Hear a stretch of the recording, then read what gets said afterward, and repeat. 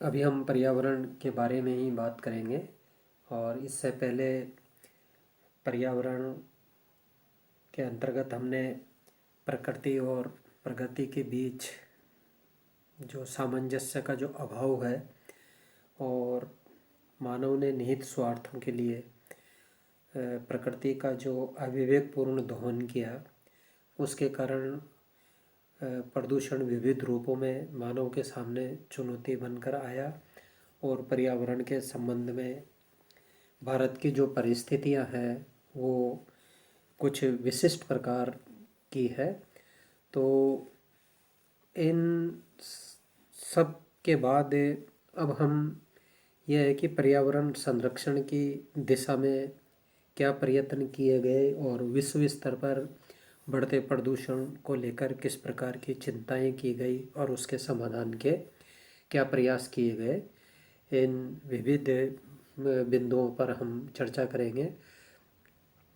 जैसा कि विदिता है कि राजकीय प्रयासों के बावजूद भी पॉलीथीन का जो प्रयोग है वो कम नहीं हुआ है। और पॉलीथीन एक तरह से प्रदूषण को बढ़ाने का बहुत बड़ा घटक है। और पॉलीथीन के बढ़ते प्रयोग से मानव जीवन के स्वास्थ्य पर तो विपरीत प्रभाव पड़ ही रहा है। और ये जो पॉलीथीन है जिसका एक तरह से उपयोग कम नहीं हो पा रहा, तो ये हमारे जो ग्रामीण परिवेश या गांव के लोगों का जो जीवन बसर का प्रमुख एक संसाधन है पशु संपदा। तो पॉलीथीन जनित प्रदूषण ने पशु संपदा को भी लील रहा है। हालांकि केंद्र सरकार ने 2 दिसंबर 1999 को एक अधिसूचना जारी कर पुनः चक्रित प्लास्टिक निर्माण और उपयोग पर प्रतिबंध लगा दिया। राजस्थान सरकार ने भी 1 जनवरी 2001 से समुचित दंड की व्यवस्था करते हुए पॉलीथीन थैलियों के निर्माण, विक्रय, उपयोग को प्रतिबंधित किया था। और राज्य में 20 माइक्रोन से कम मोटाई वाली थैलियों के निर्माण और बेचान पर रोक है। मगर केंद्र सरकार और राजस्थान सरकार के इस निर्णय और प्रतिबंध के बावजूद भी आप देखिए कि लोगों की लापरवाही के चलते और राजकीय सख्ती के अभाव में स्थिति में खास सुधार नहीं हुआ। पर्यावरण प्रदूषण को नियंत्रित करने के लिए राजकीय प्रयासों के साथ साथ जन सहयोग भी लाजमी है। और पर्यावरण प्रदूषण को रोकने के लिए ये जरूर नहीं कि एक बहुत बड़े शोध और अनुसंधान की ज़रूरत हो, छोटे छोटे प्रयत्न करके भी हम एक तरह से पर्यावरण को हम बचा सकते हैं। और पर्यावरण संरक्षण के क्षेत्र में दूसरे देशों में जो शोध और अनुसंधान हो रहा है उनका भी लाभ प्राप्त करने का प्रयत्न करना चाहिए। पर्यावरण संरक्षण की दिशा में ब्रिटेन का एक उदाहरण देना चाहेंगे। ब्रिटेन के वैज्ञानिकों के अनुसार एक नरकुल और एक सरकंडे का पौधा होता है जो अनेक प्रकार की औद्योगिक छीजन की सफाई करने में समर्थ है, जिसमें तेल शोधन और तेल के लिए जो खोदे जा रहे कुएं हैं उनसे निकला छीजन भी शामिल है। तो उत्तरी इंग्लैंड की एक कंपनी है ओशंस एनवायरनमेंट लिमिटेड ने इस क्षेत्र में काम किया है। वहाँ समस्याग्रस्त क्षेत्रों में नरकुल के पौधे उगाने और उन तक छीजन, गंदा पानी ले जाने और साफ किए जाने से पर्यावरण अनुकूल जलाशय बनाने का काम किया जा रहा है। और नरकुल का जो ये पौधा है, सरकंडे का जो ये पौधा है, ये सदाबहार है और जल भराव वाले क्षेत्रों में आसानी से उग जाता है। तो इस प्रकार प्रयत्न करके जब आप देखिए औद्योगिक छीजन को यह दूर करने में समर्थ है। और रिफाइनरी से जो छीजन है उन तक को ये नरकुल का जो पौधा है साफ करता है।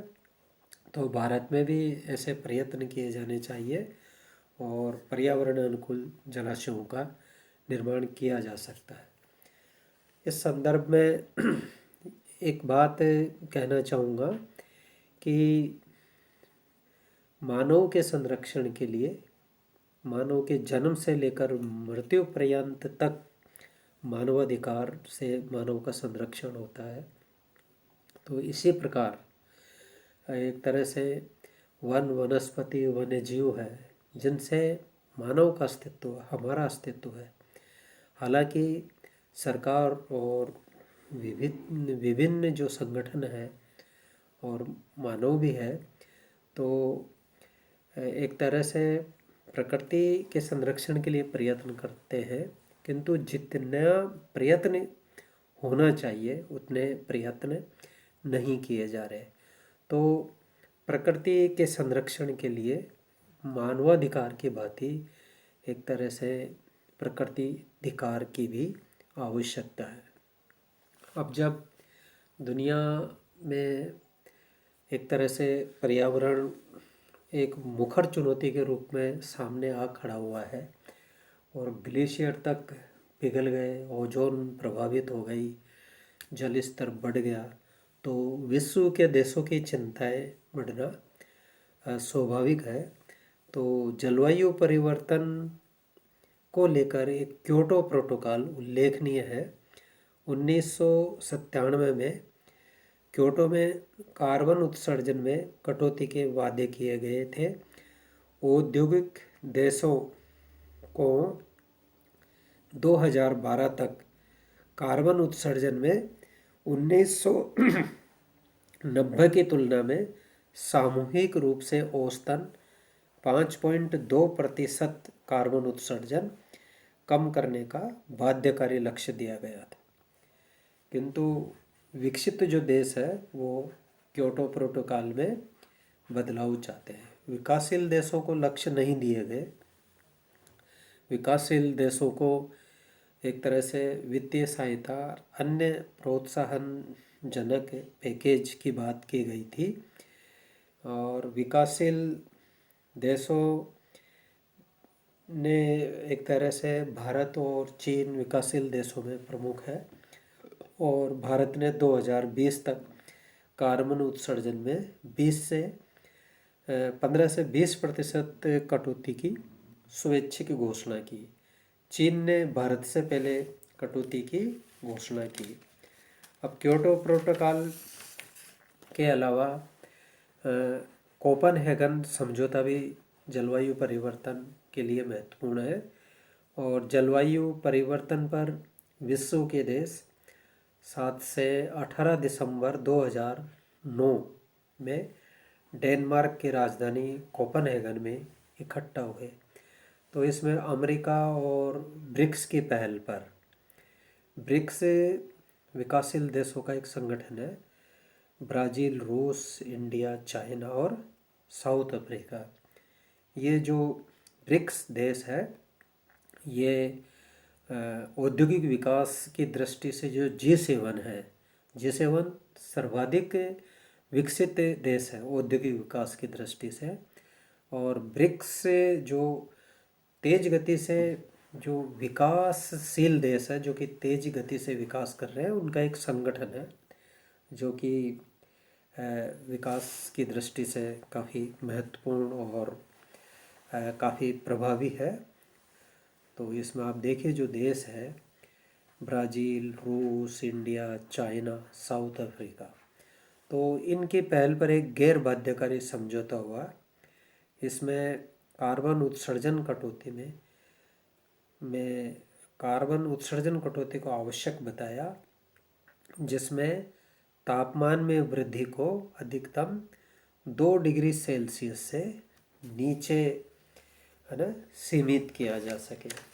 तो इस प्रकार आप देखिए कि जो बढ़ता प्रदूषण है, ग्रीन हाउस इफेक्ट्स है, पृथ्वी का टेम्परेचर बढ़ रहा है और ग्लेशियर पिघल गए, ओजोन प्रभावित हो गई और तापमान के बढ़ने से खाद्यान्न प्रभावित होने लगा और विश्व में खाद्यान्न की जो समस्या है वो एक वैश्विक खाद्यान्न संकट के रूप में एक तरह से सामने आ गया देशों के सामने।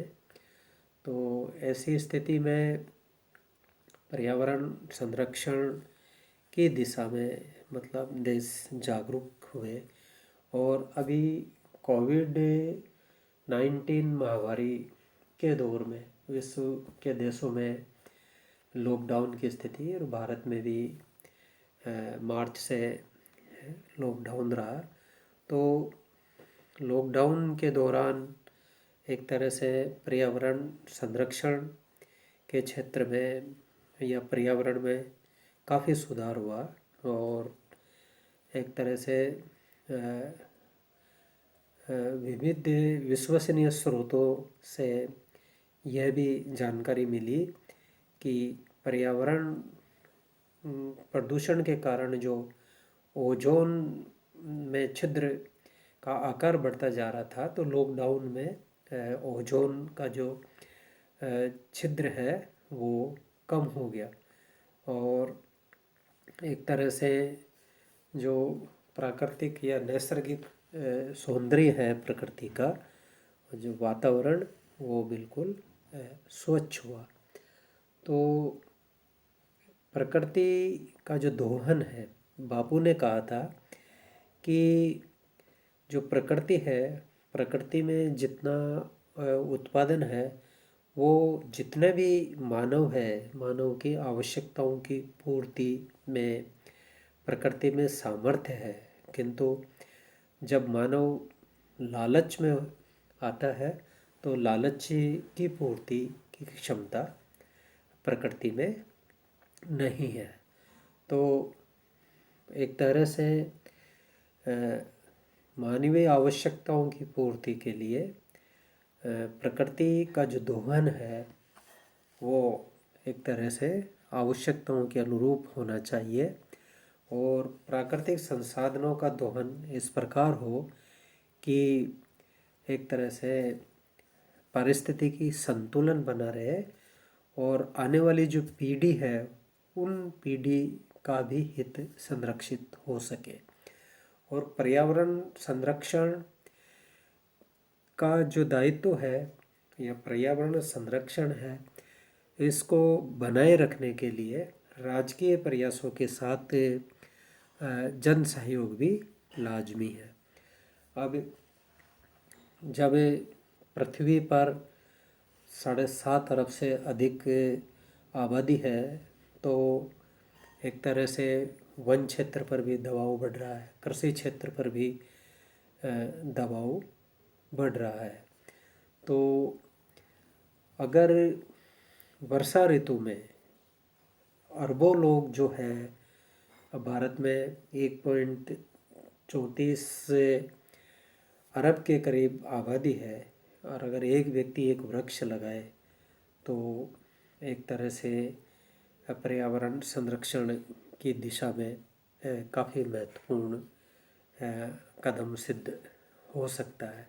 तो व्यक्ति प्रयास करे और जो पॉलीथीन का जो प्रयोग है जो उसका बढ़ रहा है, तो इसका मतलब राजकीय प्रयासों के साथ जब तक आम लोगों में जागरूकता नहीं होगी तो मतलब व्यक्ति मतलब हमारे जो कैंपस है, हमारे शिक्षा के जो केंद्र है, हमारे जो सार्वजनिक स्थल है, मैं तो यहाँ तक कहता हूँ कि हमारा जो घर है वो घर भी प्लास्टिक विहीन होना चाहिए।